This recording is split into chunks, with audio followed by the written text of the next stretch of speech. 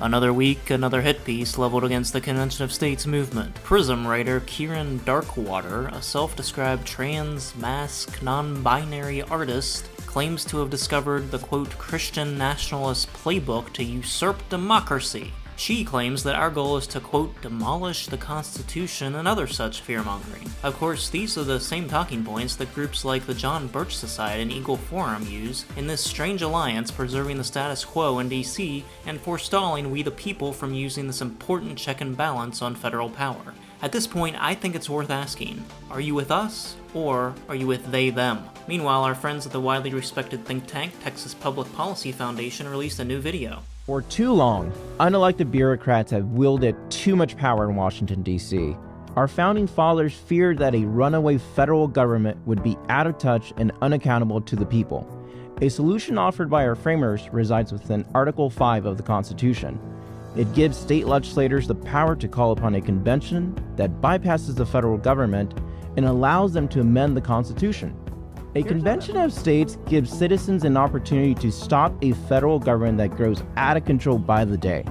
When Congress won't act, the people must. With the recent rally in Raleigh and legislative session starting up in North Carolina, the local team earned news coverage in print, TV, and radio. It's a move that allows states to bypass Congress and join together to propose amendments to the U.S. Constitution. Supporters are calling for amendments to force a balanced federal budget and congressional term limits.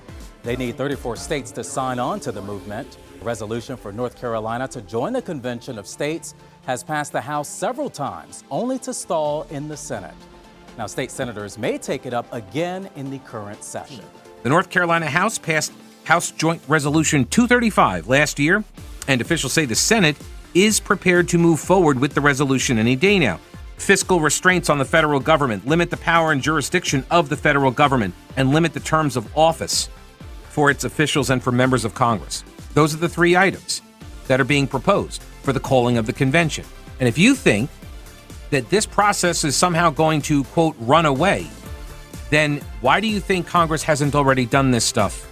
Turning to Columbus, Ohio, the legislature there has introduced COS Action's 34 Ready legislation, which sets rules for selecting and governing delegates for an Article 5 convention. The Louisiana legislature passed SB 133, precluding international organizations like the WHO from dictating policy for Louisiana. Congratulations to Team Louisiana, who supported this bill as an F3 measure. The Senate passed the measure by a vote of 37-0, and the House passed it with 69 yeas and 22 nays. The Louisiana team sends their thanks to Senator Thomas Presley, the primary sponsor, and to Senator Valerie Hodges and Representative Kathy Edmonston, who were co-sponsors. Check out these snapshots from COS events going on around the country, including Tennessee, Florida, Indiana, Arkansas, and Michigan. And finally, on this Memorial Day, we want to pause for a moment to honor those who gave all in service of the cause of freedom. They chose to defend our Constitution, our freedom, our liberty. They chose the warrior's way, and some paid the ultimate price. They were members of our families and our friends. Some left us recently, most left us long ago. All that matters is that they were patriots. May we carry their spirit with us, and remember this: if they fought for America to their last breath, then so should we.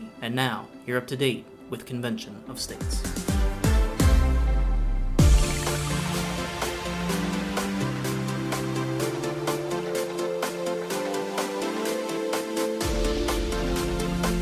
What do we want?